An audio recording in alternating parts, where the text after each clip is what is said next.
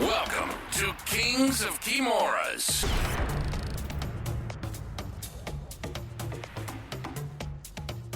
Okay, guys, welcome to season 3 of Kings of Kimura podcast.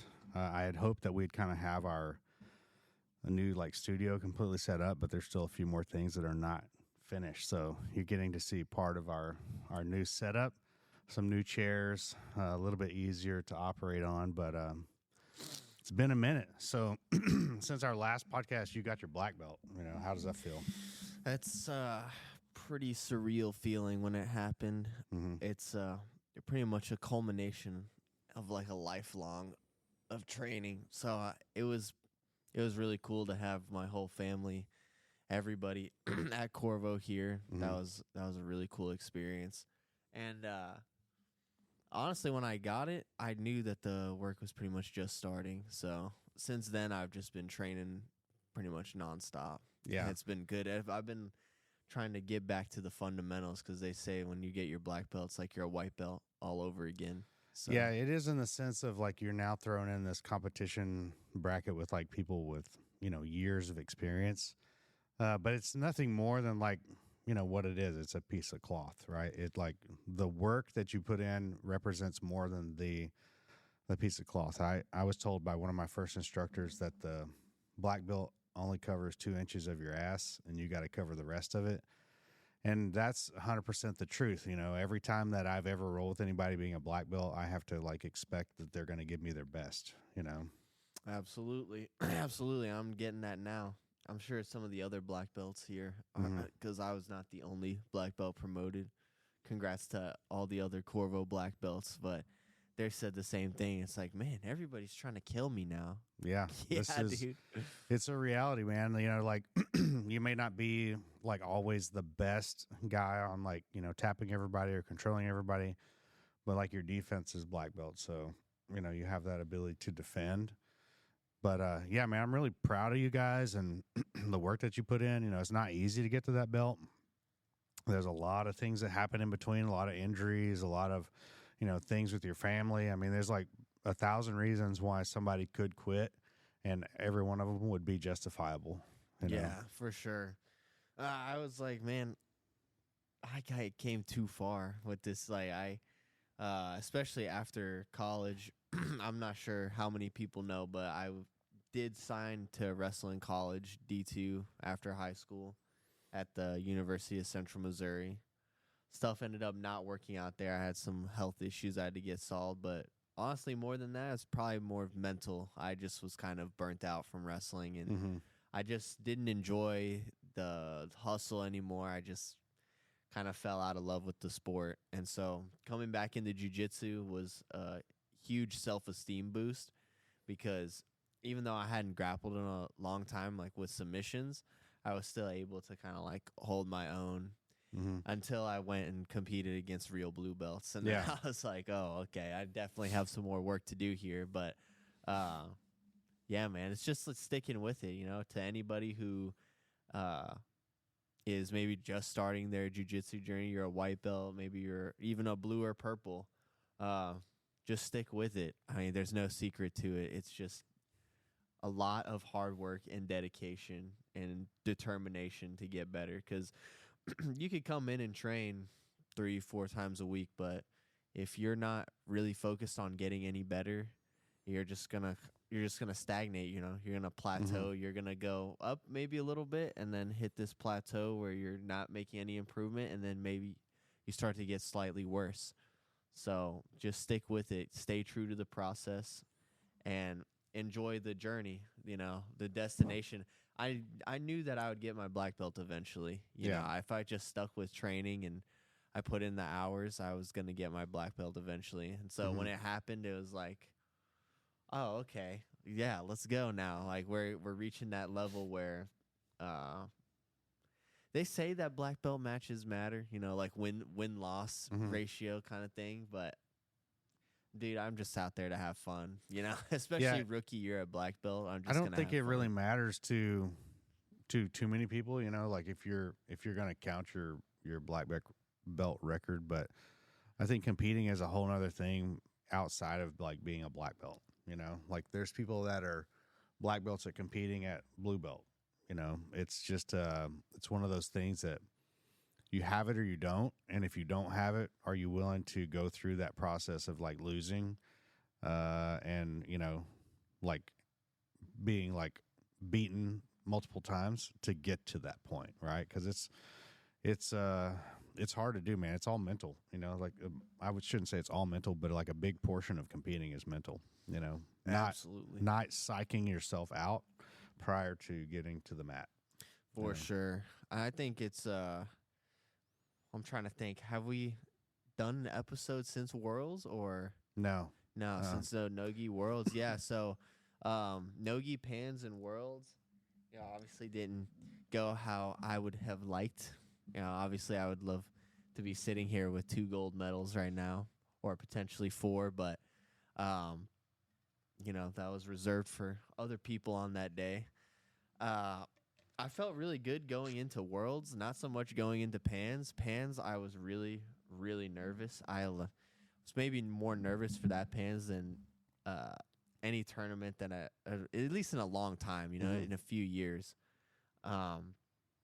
So that was kind of weird, and I had to kind of overcome some mental obstacles and just tell myself to have fun with it again, really.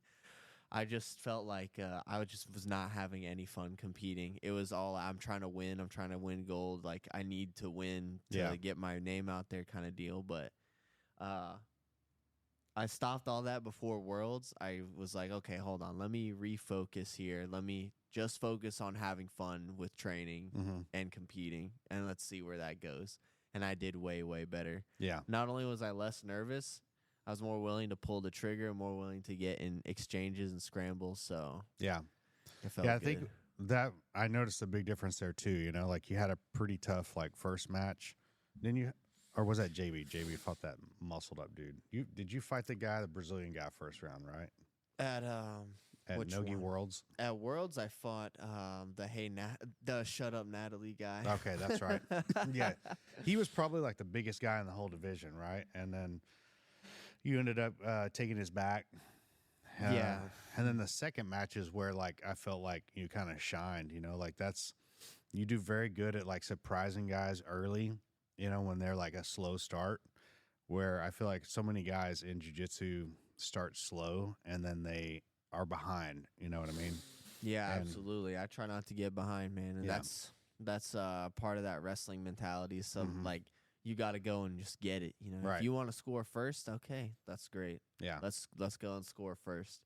And yeah, like you said, it's like overwhelmed. It's like a blitz. You know, like if I can blitz guys and get their back from the standing position, or mat return them and then take their back, that's like the ideal situation. Sure. Get them out of there quick, and that's something that I've been hearing talked a lot about, is going from the standing position and going straight to the back. It's like, well, I've been doing that for years because I have a good slide by, I have a good duck under, and I have good short offense to get me to the back from standing, and then I'm pretty tenacious when I get to the back too. So yeah, that second match was definitely one of my favorites from that Worlds. Yeah, I mean, he was definitely like overwhelmed and like unprepared for that. You know, I watched his first match and he was very slow to start, and then once he kind of got started, he was okay, but like very slow in the first couple minutes. So yeah, that was good work, man. Gotta hit him with the blitz. Yeah.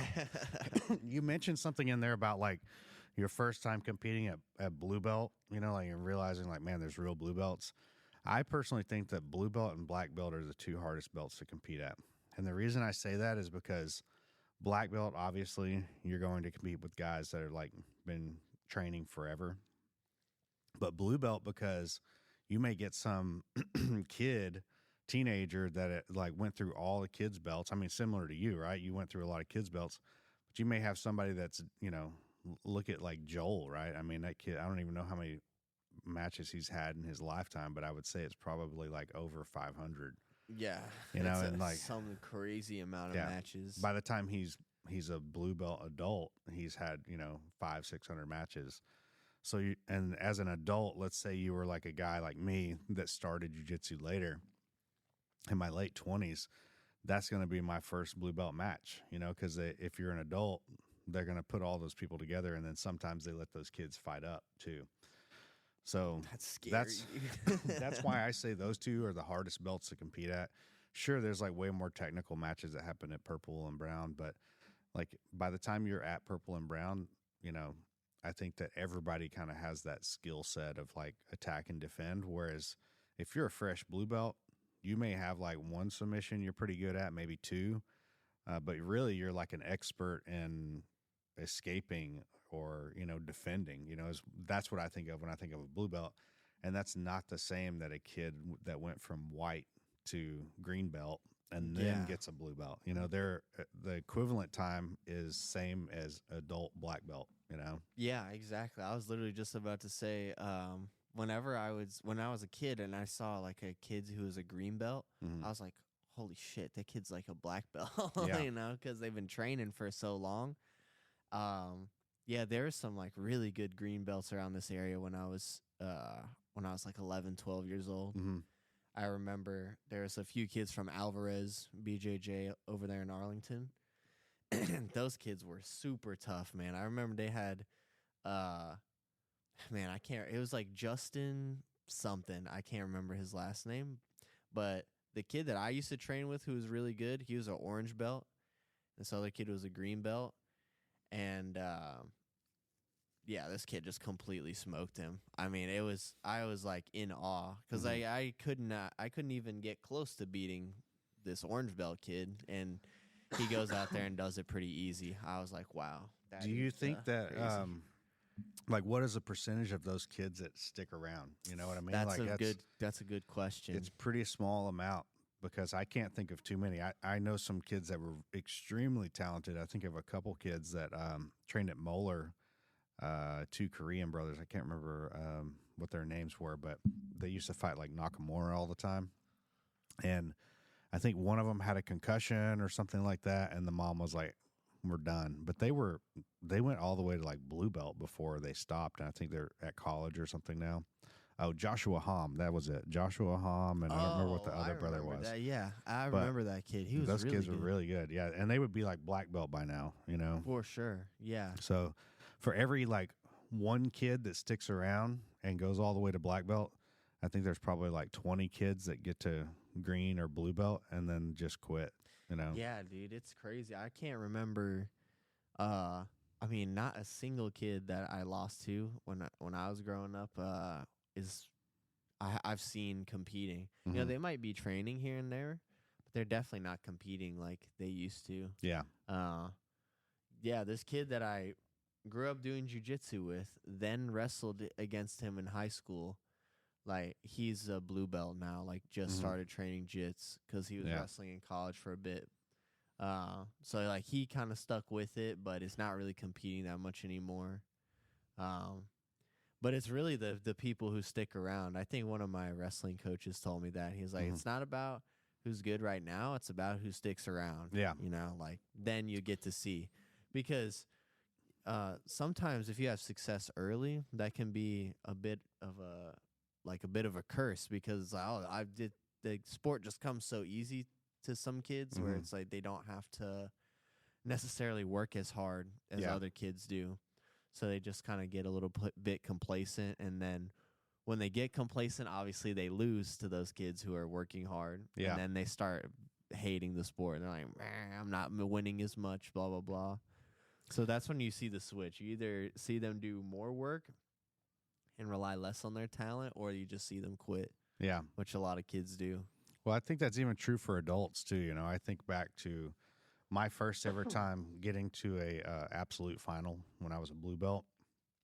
There was a guy that beat me, and he was like beating everybody on the other side of the bracket with submissions, you know, and it got to me, and like we battled it out, and it was referee's decision. And then I never saw the guy again. Like, he trained in somewhere in Louisiana. And then, like, I got my black belt, you know, years pass. I get my black belt. I'm competing at, I want to say it was Dallas Open or something like that. And I see this dude that looks like the guy that I fought at blue belt, still wearing a blue belt, but like about 80 to 100 pounds bigger.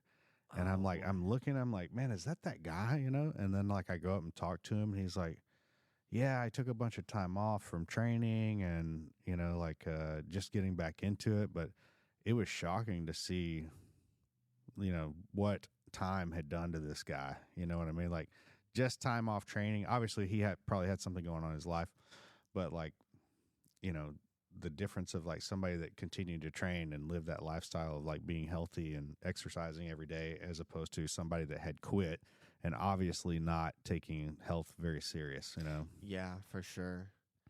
I mean, it's crazy. It's like a time capsule. Like, yeah, jiu-jitsu definitely breaks you down, but it keeps you young at the same time. I feel like you're gonna suffer anyway.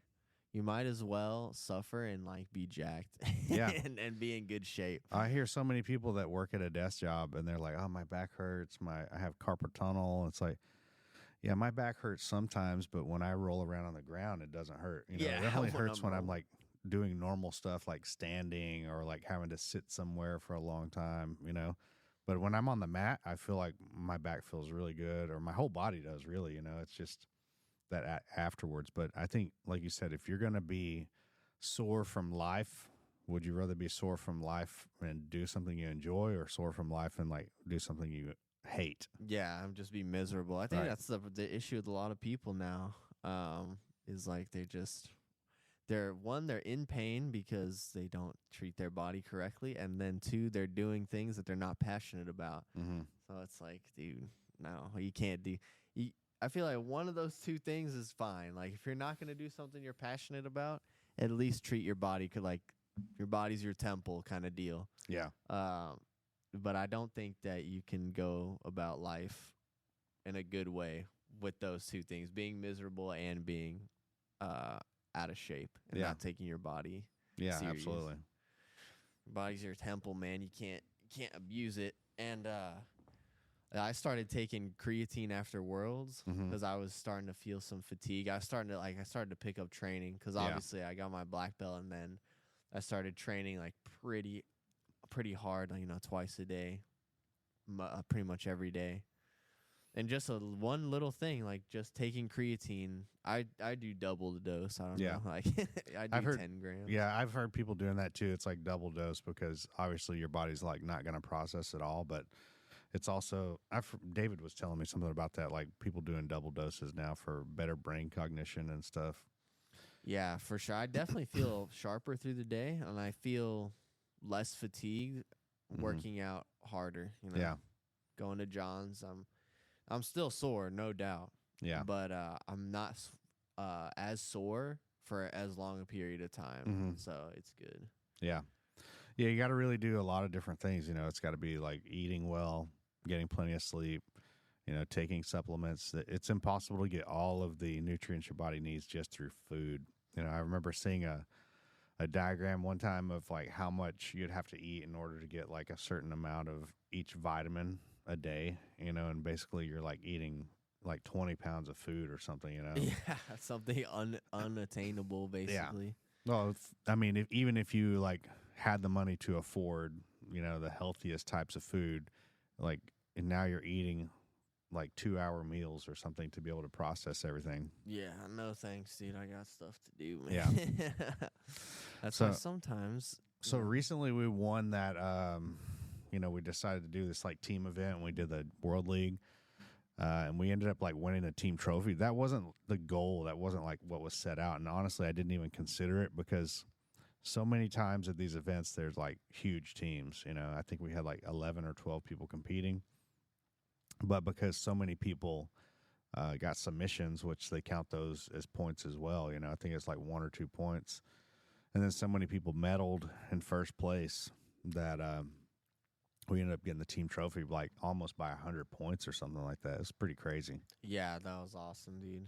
Yeah, I just told the guys like, whenever we were closing out class or whatever, leading up to it, I was like, guys, just have fun with it, dude. Like, Mhm. win, lose, or draw, we'll still be in your corner. Yeah. Me and Tony are not gonna be like, oh, you didn't get gold at World League, you can't come back to the gym. Like, Yeah. bro, come on, we're not gonna do that. Like, don't worry about the result. Just go out and have fun. And I think that's what everybody did. Everybody just went Yeah. out and just had some fun with it. And Yeah, it's not a super serious tournament. I mean, I'm sure some people take it serious, but maybe because we approach it as like not being a serious event, we do better at it. Um, but the guys did great, like plenty of white belts competing for the first time, and like a couple of them like getting gold, their first time ever competing. So it definitely has motivated a lot of guys that want to compete for this next event as well in April. For sure. I hope we get like 15 plus. Yeah. That's kind of like everybody who did this one do the next one. Yeah. I'll try to do it. I'll help that somebody's in my division. Mm-hmm. Sign up for the under 195 advanced if you're going to do the next one. I see the one that they have in San Diego, and that one seems like their biggest one that they have. It'll be a sold out event, and like every division has somebody in it.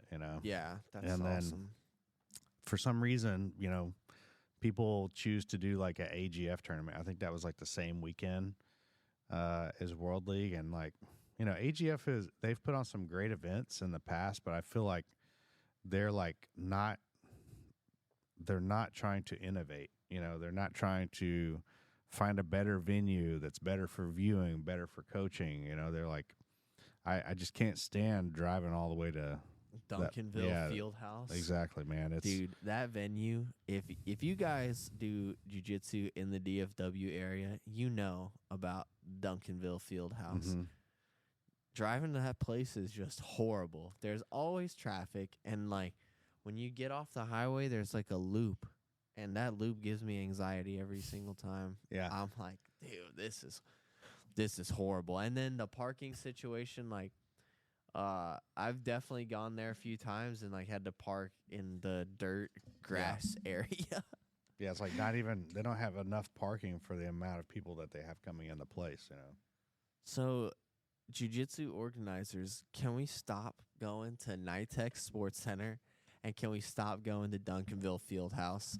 Please. Comerica Center I can deal with. I like Comerica Center a lot, but those NITEX and Duncanville Fieldhouse, no, we need to stop having events there. Please. My second ever tournament to compete in was at NITEX Sports Center. It was a Naga.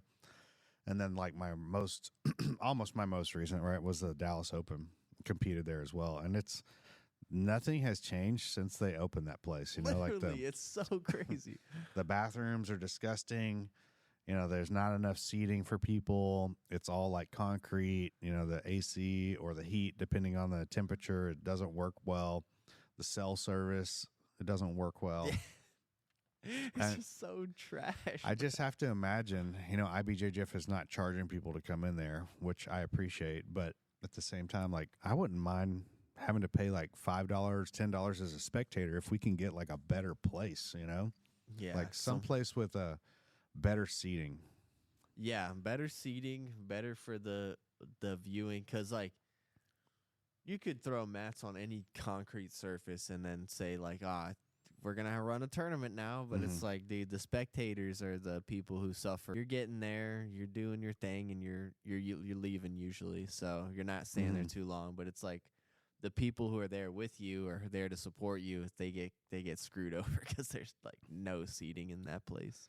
Yeah, I don't understand why some promoter hasn't like already decided like to do an elevated floor. Like I know there's more cost added on that, but I feel like you could have like much more exciting matches without people getting injured, Yeah, for sure. Seeing mats straight on concrete it hurts. And not just mats on concrete, it's like mats that have been used for 10, 15 years, So now like the rubber is super hard on them, and the padding is not that great, it's like older technology.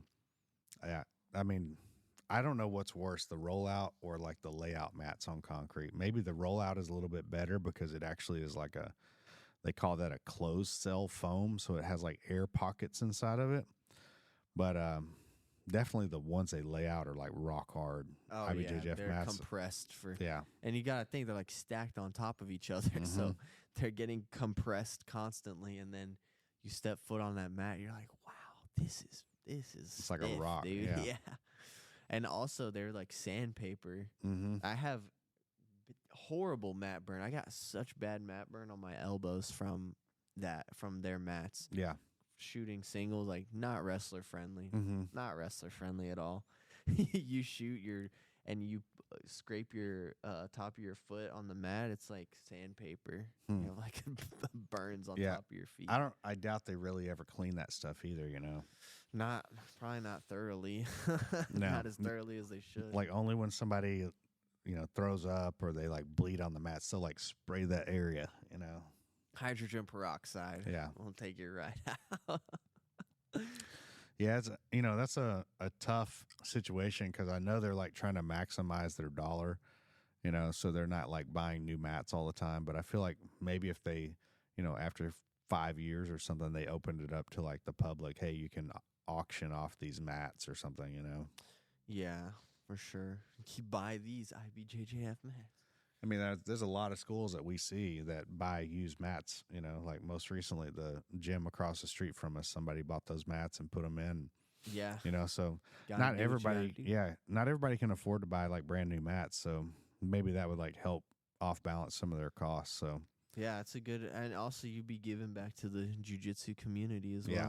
I don't know what they do with those old mats. Maybe like they just maybe they just recycle them or like resell them back to the maker. I don't know. my understanding is they have like the mats. Each major city has mats that are stored in a storage facility because it's cheaper to buy mats to fill a jiu-jitsu event and pay a storage fee than it is to truck them between city, because it's probably, I would say, like to truck them between city on an 18-wheeler, man, you're probably talking like $1,000, maybe, $1,500 or something. Yeah. Whereas like you could pay $1,500 for an entire year and have a storage building for that one city, Yeah. Dang, that's crazy, man. Yeah. And at least we don't have the puzzle mats. I'm just thankful for that. Yeah. They still have the puzzle mats in Brazil. Yeah, that's just that import-export thing in Brazil. It's very expensive. So, well, let's take a break real quick, and then we'll come back and wrap some things up. We're always looking for sponsors for this podcast to, just help us keep it going because it does cost money. So, if you guys enjoy it, feel free to reach out to us, donate something. If you have a product or a business, we'd be happy to put it up in the background. That's kind of a goal for me this year is like get this podcast to where it's like actually paying for itself, not necessarily like looking to make a huge profit here. But it takes money to make money, right? So That is true. We've been, we did these last couple seasons and, I really wanted to get this thing back off the ground and like have a permanent podcast studio. So I'm hoping that by next week when we do our next one, we'll have it.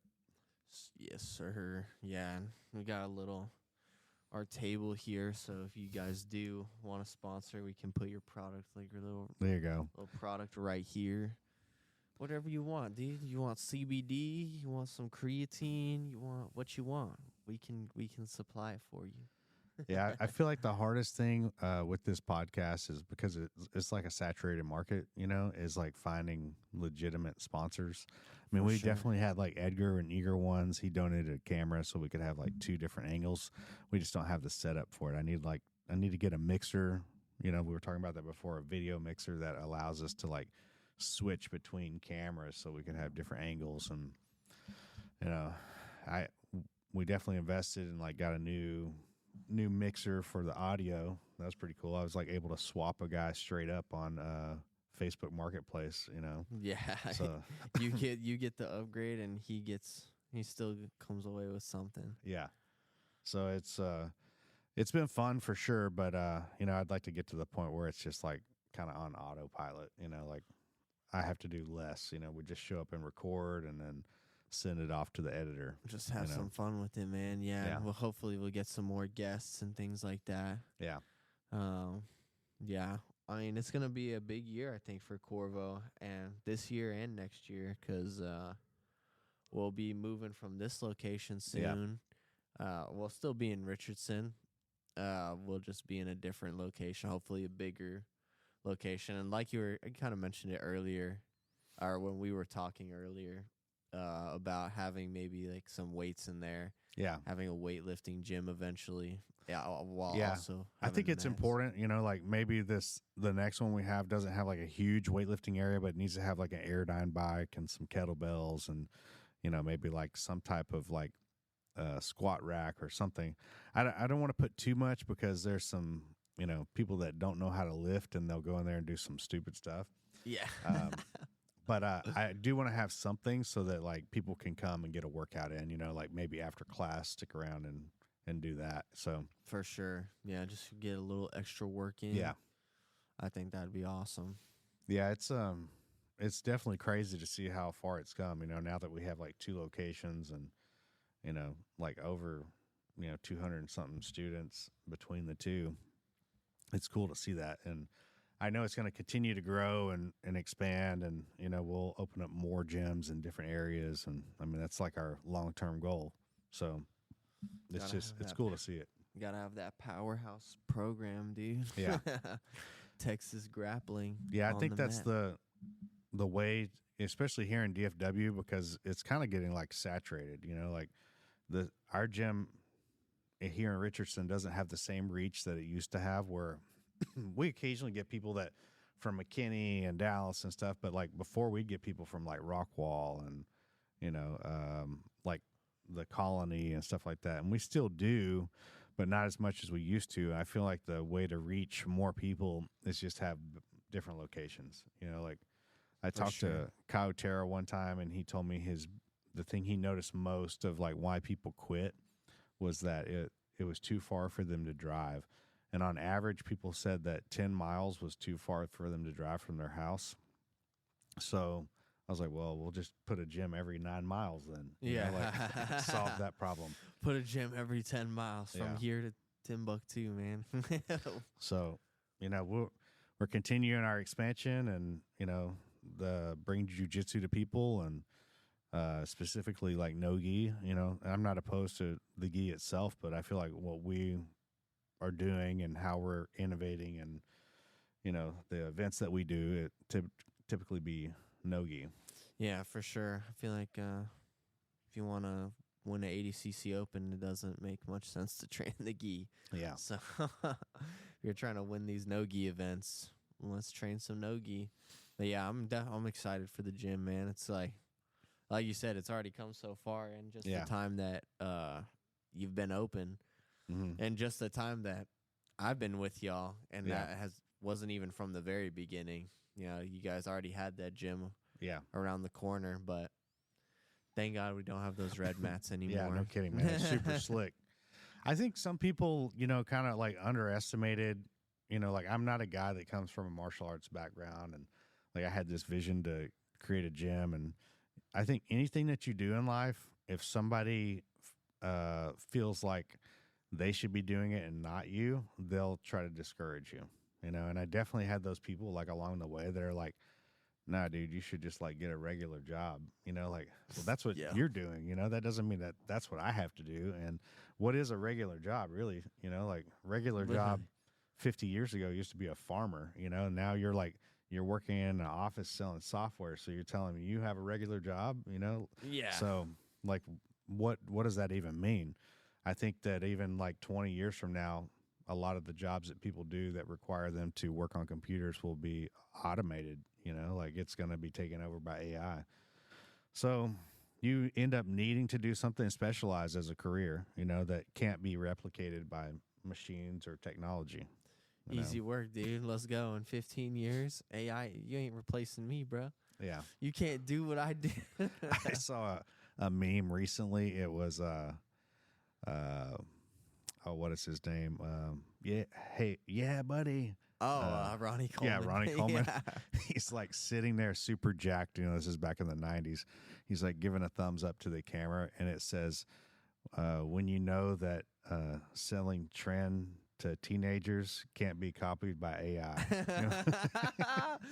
Nobody can sell trend to teenagers like me, dude. Yeah. So, I mean, that's a joke, but it's like that's where you have to be. You got to have that mindset of like whatever it is you choose to do in life, you better make sure that at some point it can't be copied. Like I know my dad probably never thought of like at some point, we're gonna have like a real Terminator type situation, where Skynet is like controlling everything, and that's kind of seems where it's headed, whether we want it or not. AI is like here to stay. For sure. Yeah. And like right now it's kind of creepy, and especially the AI that tries to be more human like. Mm-hmm.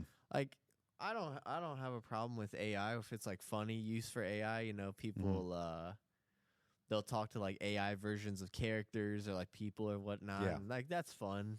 But when they like tries to be human, that's a little bit creepy. Yeah. And so they have to figure out how to like not make it as creepy because Yeah. at least for right now, people definitely prefer humans in like certain areas that you could consider like you could just automate this. Yeah. Like a McDonald's like worker and a cashier, Mhm. You already have it to a certain degree, Sure. You walk in and there's like essentially a huge tablet that you can put your order on. Mhm. So I don't even have to like speak to this person over here. Yeah. Um Yeah, but some I'm the people guy like that it. like orders on the app. If you got an app, I don't want to have to interact with somebody because they'll initially or some type of like way they'll screw my order up. Yeah, they'll like hear me wrong. Dude, Yeah. I said Baja Blast. Put the Baja Blast.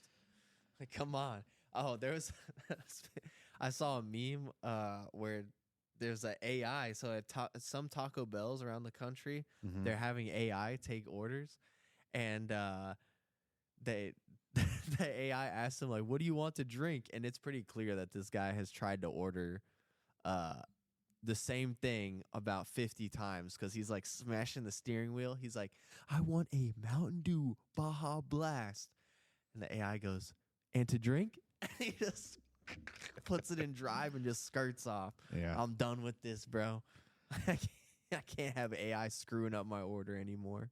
I definitely I went somewhere recently through a drive-through and it was a AI. Oh, you know where it was? It was Panda Express. They've like switched over to it, but they have like a very limited menu where they have like 5 things. Yeah, it's So, not very many items. So it's like a lot easier probably for some place like that as opposed to like you go to Taco Bell and they have a pretty extensive menu.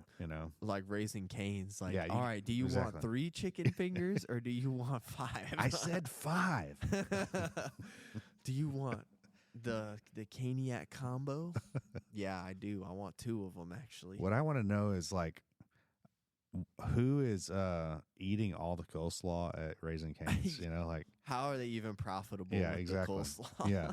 Because I- nobody eats it. like the only time I ever eat it is if I'm like really hungry. I don't think I've ever even tried it. I It's- literally don't think I've ever it's tried like a spoonful. it's like soupy cabbage. Oh, that's so It's like it's like covered in mayonnaise and vinegar.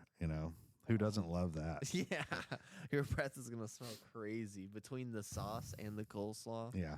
I don't even think that Raising Cane sauce could save that coleslaw. Yeah, they do have it dialed in though on the chicken strips. I feel like I used to be like a Chick-fil-A fan, but man, I feel like Raising Cane's their strips are like more crispy and like tender inside. I like the Yeah. Chick-fil-A flavor when Yeah. it's like, and I also like it when it's like nice and hot. But the Mhm. problem is like they're making so many sandwiches that they're borderline cold when you get them. Yeah. They're like lukewarm. And also the packaging they put it in, the bun will get like saturated with water. Yeah. Because it's Oh, like yeah. the condensation's getting stuck inside of the packaging. Well, it's like covered in butter and water. you know? Yeah. Yeah, it's I try to eat less bread when I go to Chick-fil-A, so I'll do like a double sandwich. It's like 2 chicken breasts on there. But it's hard to eat Chick-fil-A, man, because I feel like their food is covered in so many ingredients, Yeah, there's a That I lot just, of like, ingredients. feel like crap after. I used to not feel that way, but I think they just like must have changed something up, Yeah, Yeah. or maybe your body just gets used to like eating a certain way. Or Maybe. But you're- I can go eat some canes and I feel okay. Yeah, that's fair. Yeah, that's so weird. Right? I mean, Chick-fil-A and Raising Cane's are pretty big in the U.S., but I feel like Mhm. Raising Cane's quality is definitely where they set themselves Oh apart. yeah, for sure. I could definitely put away a Caniac combo and not feel too bad. Yeah. Yeah. Well, there's been like a lot of crazy stuff going on lately, you know, like I guess I wanted to like touch on the drone stuff, you know, like the drones last year, you know, up in New Jersey and stuff, and apparently that's like been going on for multiple years. You know, I heard one of like I think it was David Fravor on Joe's podcast, who's the guy that saw that Tic Tac UFO. He said like apparently it's been going on for years, and then you have some dude, one of the senators, saying that it's like Iran with these drones. They have like a submarine that's sending them out, and then most recently, press secretary for the U.S. says it was our technology. So I don't know who to believe, you know, in this. Like, previous administration is saying they don't know what it was. So just strange. And then to find out some of these drones are like the size of an SUV, you know, like I don't think I've ever seen a drone that size before. Yeah, that's an insane. That's a huge drone. What the? Well, one of the guys controlling it. He was saying that like they have basically an unlimited payload, and there's no way to prevent these things from like flying wherever they want to. This guy was like, you could fly, you know, a weapon system over the White House and park it there, and nobody could do anything about it. You know, like it's going to get there before we're able to scramble a F-16 fighter jet to it. That's crazy. You gotta put up the counter drone. It's gonna just end up being drones in the air. Well, they have that technology too that basically sends like an EMP out, right? You know, but then I think like it's not only gonna mess up the drones, it's gonna mess up like anything that's inside that radius. So like you got to be willing to like sacrifice some of your own technology there, you know. Yeah, it's gonna. I mean, warfare is definitely gonna change a lot, but Yeah, that's so weird that nobody knows where they're coming from, but they're just these huge drones flying around. yeah. And where do they go? You know, when they're done. Well, and then you have that guy that like blew that Tesla truck up at Trump Plaza. Oh yeah, that was crazy. That guy, he left a letter, or I don't even know if it was like really him, because it was like found after he died supposedly.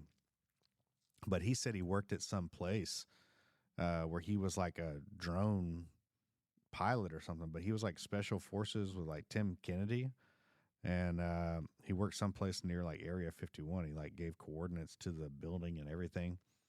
But he was saying that a lot of that drone technology was our technology, which is the same thing that the government is now saying. Yeah, that's crazy too. I mean, we got to have something. The most recent thing I heard is that like Tic Tac thing, you know, that like hovers and goes. It's like, what do they call it? Not transgender, but it's like trans. It can go through different water and air and not make any type of like ripple or anything, whatever that's called, transmedium. Dude, and that's so scary. Yeah, but supposedly they're saying now that that's like Lockheed Martin, which Lockheed Martin is like has this division called Skunk Works that is supposedly like reverse engineering spacecraft. That's where that Bob Lazar guy comes in. Yeah. But supposedly that's like a U.S. technology, man, that I don't know if they reverse engineered it or they were able to like, you know, build this device, but it's like, you know, it's looks like a Tic Tac and then it creates this like square field around it is what most people say when they see it, you know. So it's like it's doing something with gravity. They call it gravitational propulsion. That sounds like some alien that sounds like some alien stuff, dude. Yeah. It does. That's crazy. I don't doubt it even for a second. I mean, we still don't know what goes down at Area 51. There's still stuff going on there. They say that it's like an abandoned base now, but there's always vehicles there. There's always like people there. Yeah, I think the most recent thing that they've said is it is still an active base. You know, okay. They said it for a while, but then when they had that like that whole discovery come out like the end of last year where people were talking to Congress about it, you know, they said like it's an actual active military base. But they just recently expanded the area that, because you could like drive up and you could look with binoculars and you could see the base, but they expanded it like another 3 miles out. So now people are like not able to get as close.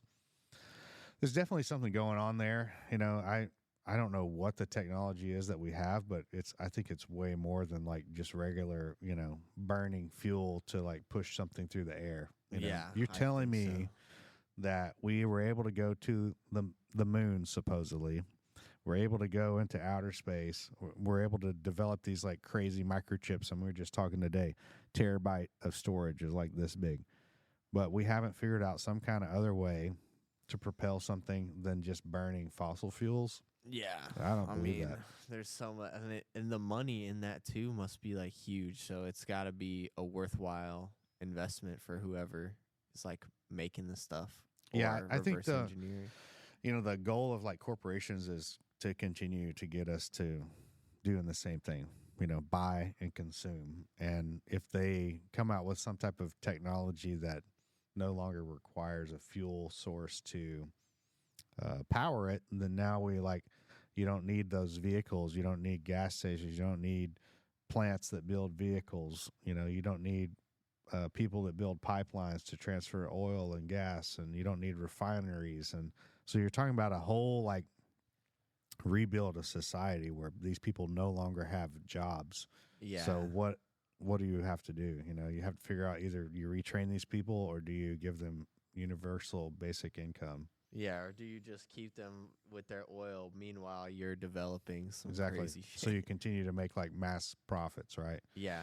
Yeah, I think the goal of any corporation is just, you know, get people to consume and buy and use and, you know. Yeah, just don't do no uprising, bro, or we're gonna pull out the secret weapons on you. Yeah. Joe Biden already said he would. Yeah. He said he'd fly the jet over your house, bro. That's what he said. Yeah. Your rifle is useless. Yeah, against this jet. What a crazy thing to say. The president of the U.S. said that, guys. Remember, I want you to remember that. Yeah, I just have to wonder how aware was he of things he's saying, you know? Probably not very aware at all. It's kind of a sad situation, but he was also like one of the most corrupt. All politicians are corrupt. Let me say that first. Yeah. But he was like one of the most corrupt. If you go back and hear some of his like old speeches, he's like using racial slurs to describe races of people and stuff. And oh yeah, like, not a good guy. the whole like he's the guy that like came up with the law to put people in prison for cocaine or crack cocaine use.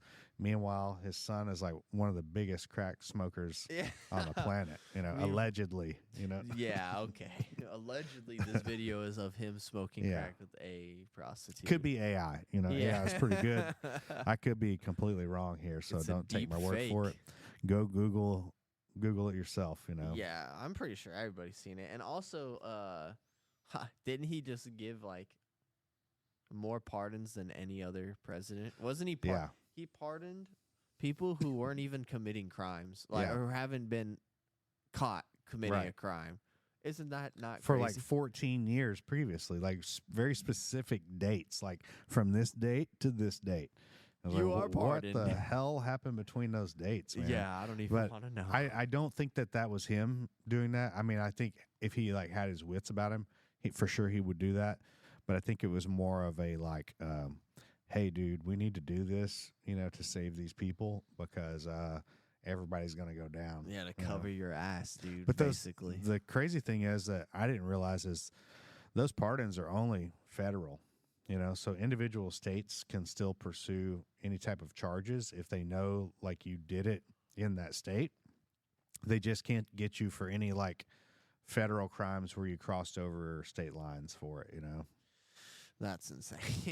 Yeah. That's insane. Can you imagine like doing something and then like needing a presidential pardon to like get you out of whatever trouble you just did? It's like, man, it's got to be pretty bad in order to get one of those. It's got to be like corruption, like collusion or like treason or fucking something like that. Yeah. Who knows, insider man? trading. Well, I mean, insider trading that goes on like for sure all the time. Oh yeah. Both sides do it. Sure. Yeah, that's it's why too profitable. there's no way somebody goes in to be a politician making $150,000 and is worth $40 million. You know, like you realize you'd have to like save every bit of your salary. You'd have to like live out of your vehicle or something. You know, like, and even then, like you'd be lucky to make, you know, in 10 years you'd have, okay, now you got $1 million. So, you know, you can invest that money, but it's not like that. It's like within the first year, these people are making like $5-10 million. And it's got to be tied to that USAID thing that's going on right now. That's why people are upset. You know, they don't, man, I'm going to stop getting my money. Or you imagine you're like a first-time senator. You're like, this is my year, man. I'm going to make it big. And then a new president gets elected and Elon gets put in there. And you're like, shit, now I'm just living off of this $150,000, you know. Oh, no, this 6-figure salary. What am I going to do, man? Yeah. Everybody else is making 7. I think of like Chael Sonnen in that video. He's like, my dad barely made $200,000 a year. Yeah. Some years he only made 200,000. Yeah, exactly. Like, you don't know how hard it was for us. Yeah. You know? That's every U.S. senator right now. They're exactly. Like, fuck, this guy is ruining everything, bro. Yeah. What are my millies? But the crazy thing to me has always been like all this money spent overseas and no money spent here. You know, like how many times do you like drive to Dallas and you see like fucking homeless people on the street? And then like you flip on the news and you look in like Ukraine and like there's dudes rolling around in $1 million yachts that you know were bought with our tax money. Just talking and our camera overheated, so kind of lost our track there. If you were following that, you know, that kind of wraps it up. I think almost like the CIA or something must have shut the camera off remotely. That's they what hit us with the EMP. Yeah, exactly. So you were just talking about that alpha grappling thing that happened recently. That's like you competed on that one. You went to England and Yeah. yeah, you were saying something about the rules on it. Yeah, the open tournament they just had, it's called the Pohada Cup. The rules are like, they're pretty unique, I'd say, because it's the best 2 out of 3 deal. It's a tournament like format still, but you got to beat this dude twice to move on. And it's like, oh God, bro, I don't know. Beating some of these guys one time is hard enough, you know? Yeah. So it's like a real gauntlet. You got to really be, and it's open weight. So if you're a smaller guy, like, damn, bro, you can't just beat me one time. You got to beat me twice to move on. What are we doing? That is kind of a weird rule set to have, you know, to like win twice. I feel like the best like team event out there right now is that quintet. I like the way they do the rules of like they give you the option if you're a smaller guy to have a shorter time, but then that can also like work against you too. You know, if like that bigger guy comes out and overwhelms you, just blitzes you. But how many really big guys will just like have the cardio to go out there and blitz you for 5 minutes? I don't know. There was that one dude from Japan. He fought on that Sakuraba's team. He's like a giant-ass Mongolian judo guy. And he had a pretty good gas tank. And then there was Haisam Rita, another big, huge guy, you know. But outside of that, I don't really know of like too many that could blitz you. But if the match is only like 5 minutes, I mean, a big guy, I feel like can like maintain some kind of pace on that, you know, maybe at least for like a solid couple minutes. You would hope so, right? Yeah. You'd hope the gas tank would hold up for 5 minutes of just like hard work. But sometimes jits guys, man, not in the best shape. It also depends on like age too, you know. So like obviously the older they get, it's going to be much harder to maintain that cardio. Yeah, that's true. They're going to be way stronger. It's a trade-off. Yeah.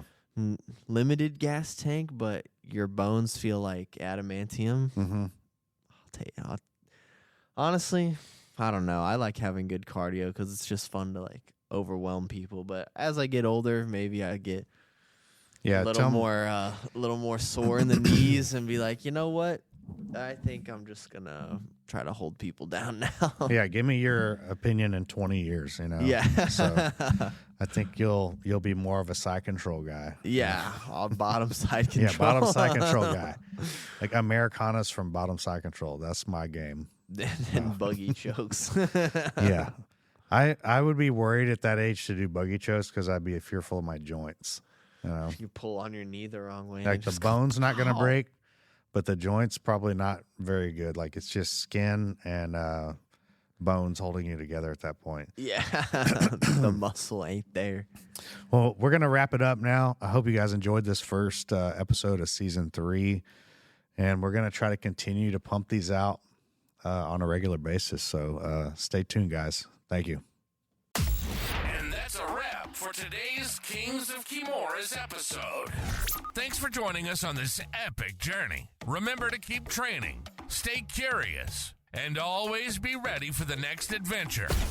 Until next time, keep your guards up and your minds